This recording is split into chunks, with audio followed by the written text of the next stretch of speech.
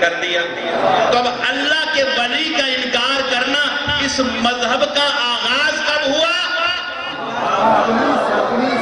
اس کے لیے کہانی وہیں سے شروع ہوئی جب آدم کے سجدہ کا اعلان کیا گیا۔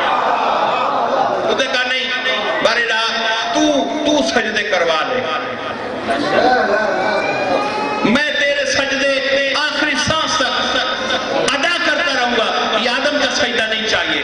تو اللہ نے کیا فرمایا؟ یہ ایک بہت اہم پیغام ہے پروردگار کا۔ اللہ نے فرمایا نہیں دیکھ مجھے عبادت، اب وہ وعدہ کیا کر رہا ہے؟ میں تیرے سجدوں میں اضافہ کر دوں گا۔ کہا نہیں دیکھ مجھے عبادت وہ نہیں چاہیے جو تو چاہتا ہے، مجھے عبادت وہ چاہیے جو میں چاہتا ہوں۔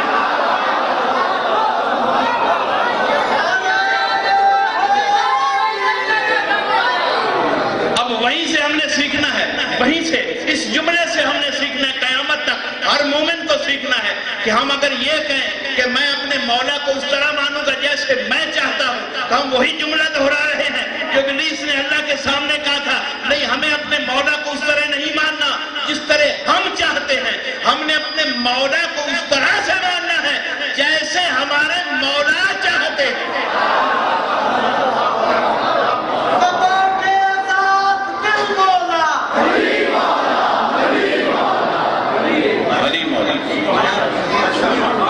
تو علی نے کیسے چاہا کہ میرا شیعہ کیا کرے؟ علی نے مردے کو ٹھوکر ماری، سجدہ کیا، بتایا کہ میں زندہ کر سکتا ہوں، میں رزق بانٹ سکتا ہوں، لیکن اللہ اسی کو سمجھنا جسے علی اللہ سمجھ رہا۔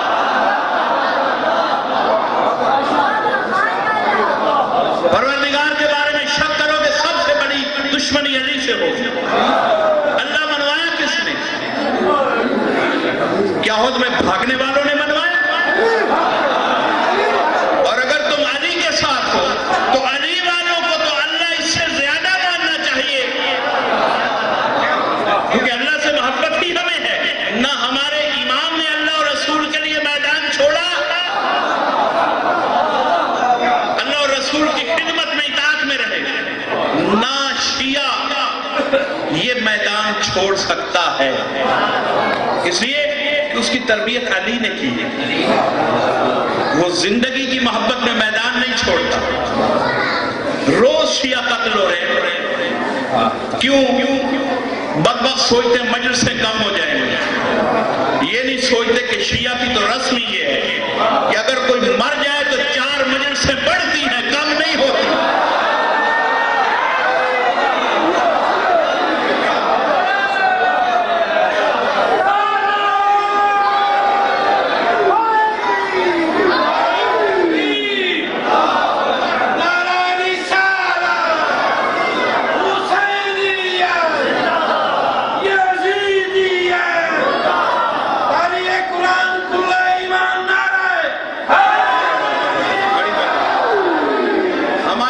ہو 2 مجلس،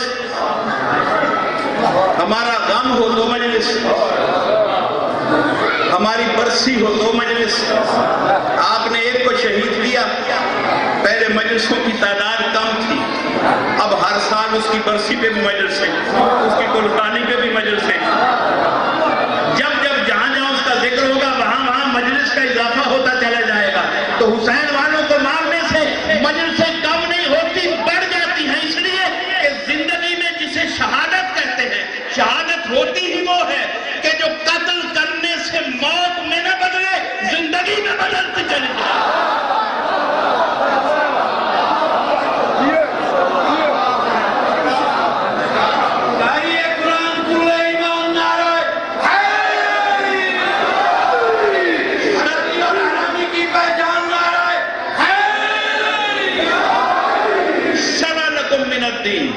دین میں وہی شریعت ہے، ما وصى به نوح۔ اب یہاں تھوڑی سی قرآن کی تفسیر کا ایک جملہ سن لیں کہ لفظ وصیت، نوح کو وصیت کی، ما وصى به نوح، پھر ذکر ہوا آپ کے رسول کا، سید الانبیاء کا، والذی اوحینا الیک، درمیان میں یہ لفظ رکھا، ما وصى به نوح، نوح کو وصیت کی، والذی اوحینا الیک، تیری طرف وحی کی، اور پھر اللہ نے لفظ وحی کو چھوڑ کے جب باقی 3 نبیوں کا ذکر کیا پھر لفظ وصیت کی، وما وصینا بہ، پھر وہی لفظ وصیت، کس کس کو وصیت؟ ابراہیم کو، موسیٰ کو، عیسیٰ کو۔ تو شریعت 5، ایک شریعت نوح کی، دوسری شریعت جناب ابراہیم کی، تیسری شریعت جناب موسیٰ کی، چوتھی جناب عیسیٰ کی، اور آخری شریعت خاتم المرسلین کی۔ تو اللہ نبی کیوں بناتا ہے اور امام کیوں بناتا ہے؟ اگر نبی ہیں تو بعد میں امامت کی کیا ضرورت ہے؟ نبی جو ہے وہ توحید کو اور پیغام توحید کو پہنچاتا ہے، اور امام جو ہے وہ شان توحید کو پہچنواتا ہے۔ نبی توحید پہنچاتا ہے، امام اس کی شان کی پہچان کرواتا ہے کہ پھر توحید کے تقاضے کیا ہیں۔ یہ کربلا تقاضے توحید تھی، ساری کربلا۔ جو کربلا کا دشمن ہے وہ جھوٹا ہے کہ وہ توحید پرست ہے، کیونکہ کربلا میں توحید کے سوا یہ ممکن ہی نہیں کہ کوئی حسین کا دشمن ہو اور یہ کہے کہ میں توحید کو سمجھ گیا۔ توحید سمجھ ہی میں نہیں آ سکتی جب تک حسین کو نہ سمجھا جائے۔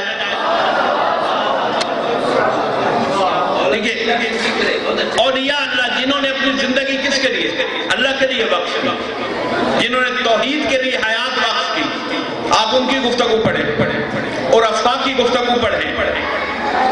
خواجہ معین الدین خواجہ اجمیر علیہ الرحمہ، بہت بڑا خطہ ہند کا ولی۔ بھئی ولی کس نے بنایا؟ اللہ نے۔ توحید شناسی نے،